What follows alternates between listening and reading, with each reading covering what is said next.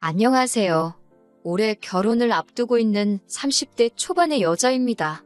마냥 행복하기만 할 시기인데 예비 신랑인 남자친구는 별것도 아닌 거라 하지만 저에게는 큰 문제라서 혼자서 소갈이 하듯이 고민하다가 이렇게 사연을 한번 보내보게 되었습니다. 처음 써보는 글이라서 두서가 없을 수도 있지만 아무쪼록 이해해주시고 저에게 좋은 이야기 한마디씩 부탁드릴게요. 예비 신랑인 남자친구는 저보다 2살 연상입니다. 취직이 남들보다는 조금 늦은 편이었고 현재 다니는 직장에서 월급을 세후 450 정도를 받고 있어요. 기본급이 최저시급으로 계산돼서 실제로는 140만 원이 조금 안 되는 월급을 벌고 있기는 하지만 일하는 결과에 따라 추가로 수당이 나와서 월급이 저렇게 높습니다. 영업과 관련된 일을 하고 있기 때문에 아무리 못 벌어도 한 달에 400만 원은 안정적으로 벌고 있다고 말해줬어요. 저는 미술을 전공해서 현재는 디자인 계통 일을 하고 있고 원래는 국내에서 이름 있는 회사를 다니다가 회사를 나와서 혼자 프리랜서로 활동을 하고 있습니다. 일을 받아오는 만큼 벌이가 많은 편이라 회사에서 받는 안정적인 수입을 포기한 건 아쉬운 일이지만 회사 다닐 때보다 시간을 탄력적으로 활용할 수 있어서 다시 회사로 돌아가고 싶다는 생각을 해본 적이 없어요. 벌이는 평균적으로 한 달에 300만 원 근처를 오고 가고는 있지만 말씀드린 대로 시간을 엄청 탄력적으로 활용을 하고 있는 상황이고 제가 조금만 더 욕심낸다면 남자친구가 벌어오는 돈만큼을 저도 벌어올 수 있습니다. 다만 저는 일도 일이지만 제 인생의 경험도 소중하다고 생각하기 때문에 돈을 조금 포기하고 저의 자기계발을 위해서 시간을 따로 쓰고 있는 상황이고요. 아무튼 결혼 이야기가 처음 나오고 나서 어디서 시작을 해야 할지 어떻게 시작을 해야 할지가 가장 큰 이야기였어요. 제 벌이가 들쑥날쑥하지만 남자친구도 제가 마음만 먹으면 자기가 벌어오는 만큼이나 그 이상을 벌 수 있다는 걸 알고 있었습니다.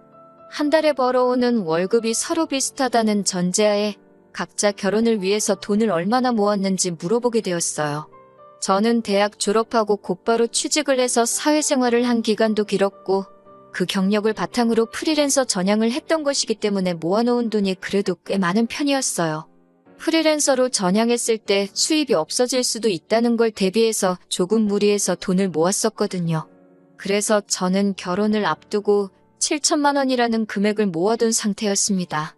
남자친구가 모아놓은 돈은 제가 모아놓은 돈의 반도 되지 않았어요.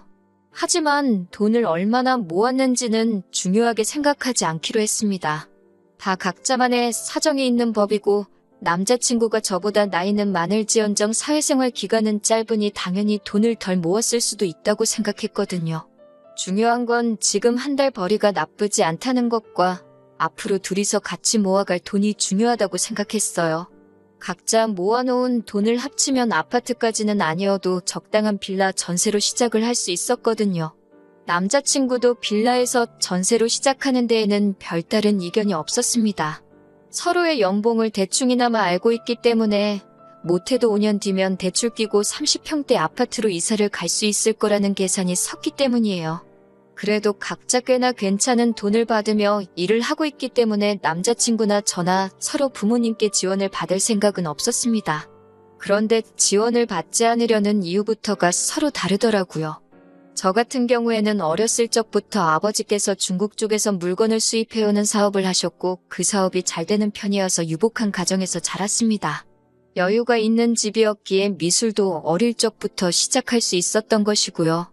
그런데 제가 중학교를 들어갈 때쯤부터 해서 아버지 사업이 조금씩 휘청거리기 시작하더니 정말 쫄딱 망했다고 해도 무방할 정도로 어려웠던 시절이 있었습니다. 2층짜리 주택에서 살다가 햇빛도 잘 들지 않는 방 하나짜리 반지하에서 부모님과 부대끼며 살아야 했고 심할 때는 장마철에 집안에 물이 들어차서 새벽에 잠도 자지 못하고 물을 퍼내야 했던 적도 있었거든요. 그런데도 그때 아버지도 그렇고 어머니도 여태껏 공부해온 미술인데 제가 꿈을 포기하게 하고 싶지 않으시다고 아버지는 사업에 더 열중하셨고 어머니는 정말 푼돈 받는 소일거리 찾아서 하시면서 한 달에 100만 원도 안 되는 돈을 벌러 밖으로 도셨습니다. 그러면서 값비싼 미술 도구를 마련해 주시며 제가 계속 공부를 할 여건을 마련해 주셨고요.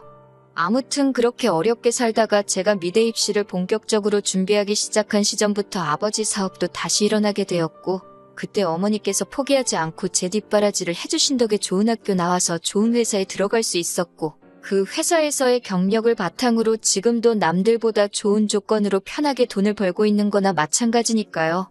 아버지 사업은 현재까지도 잘 되고 있는 편이고 솔직히 지원해 주신다면 모자람 없이 지원해 주실 수 있는 두 분이시지만 저는 어느 정도 보답의 의미로 두 분의 도움 없이 결혼을 하려던 계획이었어요. 하지만 남자친구의 상황은 그게 아니더라고요. 남자친구의 경우는 정말 말 그대로 남자친구가 집안의 기둥 역할을 하고 있기 때문에 부모님의 지원을 기대할 수 없는 상황이었던 거예요. 그러면서 연애하는 동안은 제게 한 번도 말하지 않은 사실을 말해주더라고요. 사실 현재 남자친구가 받는 월급에서 월급날이 되면 자동으로 남자친구 부모님 통장으로 200만 원이 이체가 되고 있다고 하는 거예요. 그건 두 분의 생활비라고 하더군요. 사실 그 돈의 반이라고 해도 깜짝 놀랄 만한 액수인데 생각보다 많은 돈을 부모님께 드리고 있는 것 같아서 많이 놀랐어요. 하지만 그보다 저를 더 놀라게 한 건 남자친구는 우리가 결혼을 하게 되더라도 이 돈을 드리는 걸 그만두고 싶지 않다며 이어서 꺼낸 말이었습니다. 그렇게 하는 게 자식된 도리라고 너무나도 당연한 듯이 말하길래 아무리 그래도 그렇지 그건 좀 심하지 않는가 하고 생각하는 제가 잘못되었나 싶기까지 했어요. 월급이 상당한데 모아놓은 돈이 적은 이유가 따로 있었구나 싶었습니다. 남자친구 월급이 사실 또래에 비해서 적은 편이 아니라는 건 인정하지만 그렇게 큰 돈을 남자친구 부모님께 매달 드려야 한다면 남들보다 더 번다는 장점이 없는 거나 마찬가지가 되는 것 아니겠어요? 결혼을 상대방의 직업이나 그 사람이 가진 걸 보고 결정하는 건 가짜 결혼이나 마찬가지라고들 하시겠지만 그래도 제가 평생을 함께해야 할 배우자를 선택하는데 충분히 고려할 수 있는 부분이라고 생각하거든요. 결혼 후에도 남자친구가 부모님께 돈을 드리지 못하게 할 건 아니지만 그렇다고 평생을 그렇게 보내드리게 하라고 할 수도 없는 노릇이었어요. 그리고 지금이야 200만 원이지만 앞으로 결혼 후에도 남편 벌이가 더 좋아지게 된다면 그 금액으로 동결되는 게 아니라 더 많은 돈을 드릴 수도 있겠다는 생각도 들었어요. 그래서 잠시간 고민하다가 남자친구에게 부모님께 생활비나 용돈을 드리는 걸 반대하는 건 아니지만 그건 금액이 조금 크지 않냐고 솔직한 마음을 꺼냈습니다. 돌아온 건 남자친구의 황당한 반응이었어요.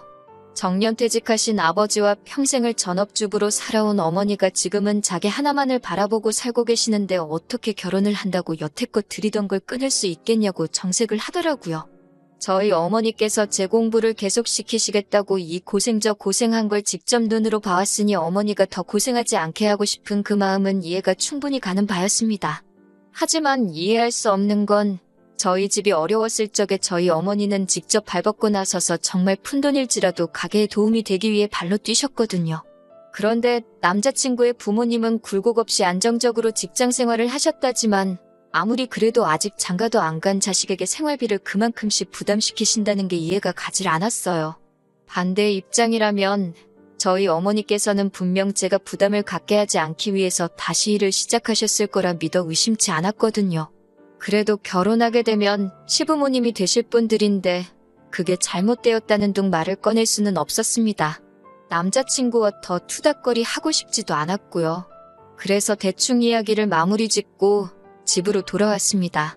집으로 돌아오는 길에도 계속해서 머릿속에 숫자들만 오고 가고 아무리 그래도 돈을 그렇게 드리는 게 맞나 싶은 생각이 들다가 자식된 도리로 효도를 못하게 할 수도 없는 노릇 아닌가 하는 생각을 하다가 그렇게 갈팡질팡 한참을 생각하고 있었습니다.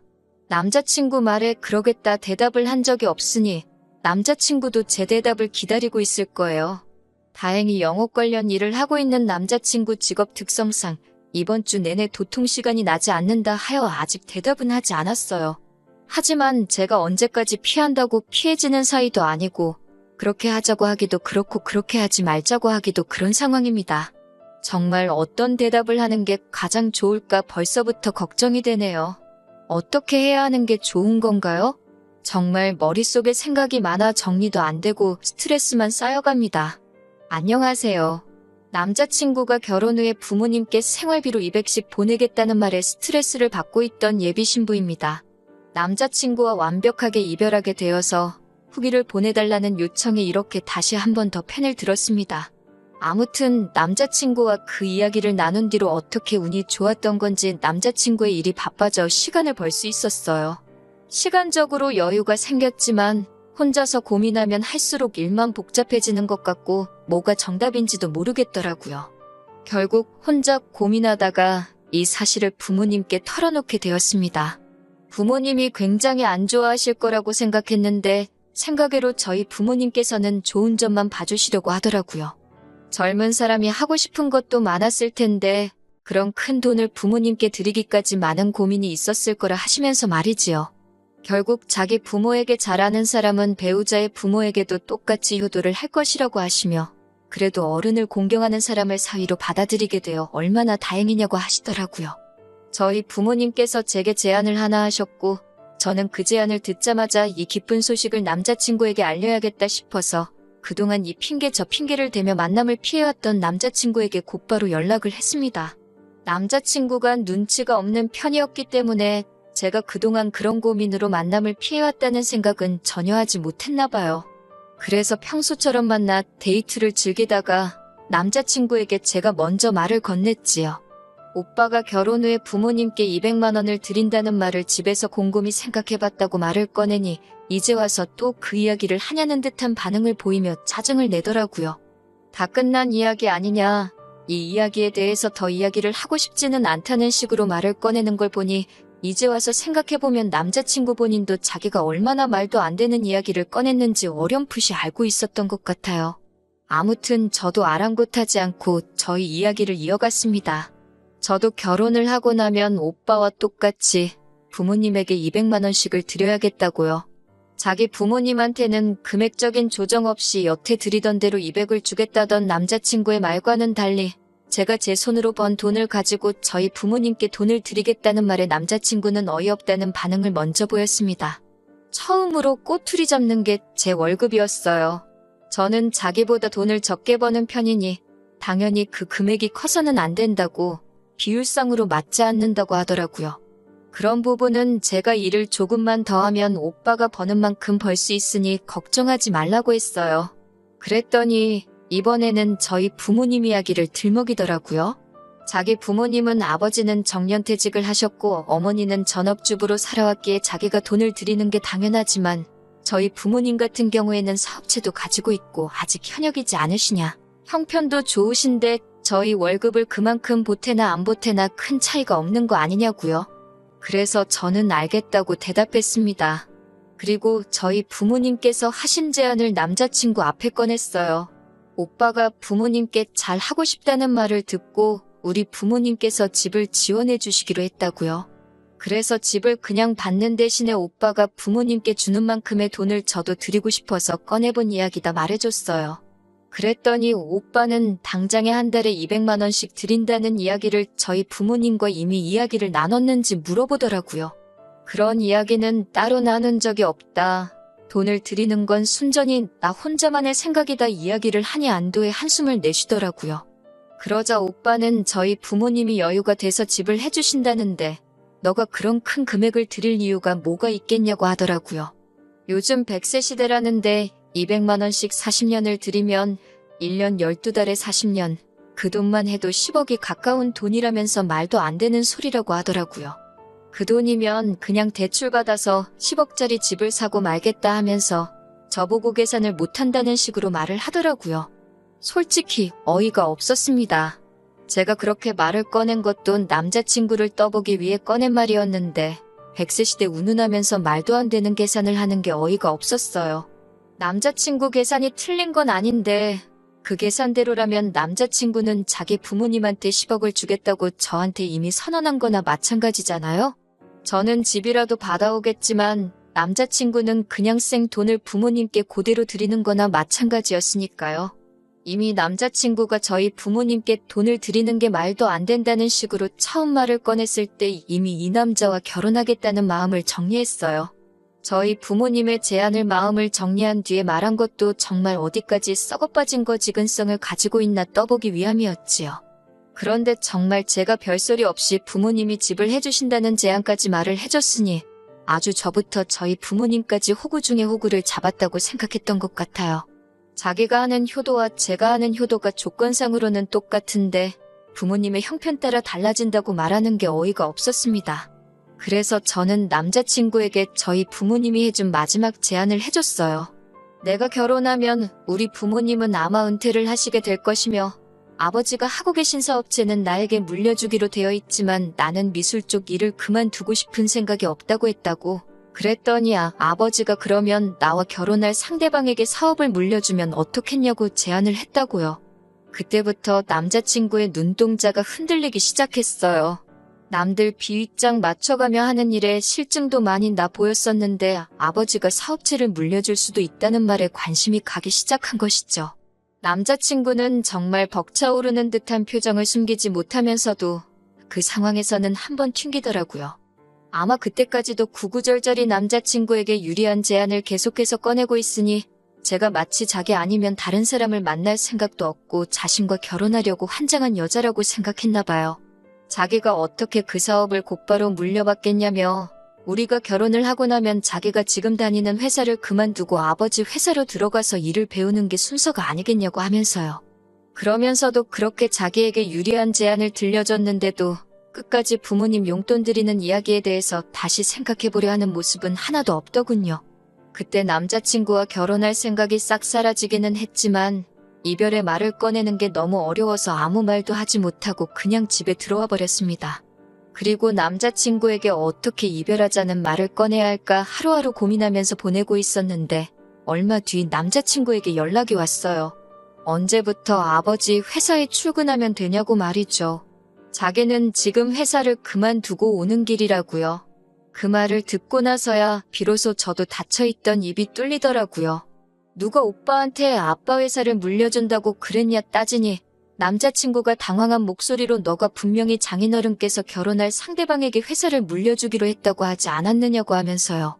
그래서 제가 그건 맞는데 왜 우리 아빠가 오빠한테 장인어른이냐고.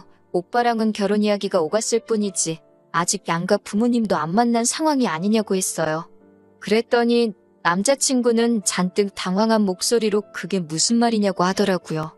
그래서 저는 오빠가 자기 부모님한테만 용돈을 드리고 우리 부모님한테는 안 줘도 된다는 그 말을 했을 때 이미 결혼하고 싶다는 마음을 접은 상황이라고? 미리 말 안 해줘선 미안하지만 오빠도 부모님 용돈 이야기부터 회사 그만두는 것까지 나한테 한마디 상의 없이 혼자 정한 거 아니냐고. 김칫국은 오빠가 혼자 마신 거니 그건 제가 어떻게 해줄 수 있는 문제가 아닌 것 같다고. 여태 한 것처럼 오빠 혼자 알아서 북치고 장구치고 다 하라고 말하고는 전화를 끊어버렸어요. 그리고 이렇게 남자친구와는 파혼과 이별까지 하게 되었네요. 당연히 남자친구는 그날부터 저에게 연락해서 자기가 생각이 짧았다고 부모님께 드리는 용돈이고 뭐고 제게 경제권을 넘길 테니 다시 만나만 달라는 식으로 연락이 왔어요. 하지만 저는 고작 그런 돈 때문에 파혼한 게 아니거든요. 자기는 옳고 너는 틀렸다고 하는 그런 내로남불 사상이 결혼 상대로는 적합하지 않다고 생각했을 뿐이에요. 영업직인데다가 요즘 인력난이다 보니 남자친구가 회사를 그만두고 나왔지만 안타깝게도 사직서가 수리되기 전에 다시 다니던 직장으로 돌아갔다는 소식을 들었습니다.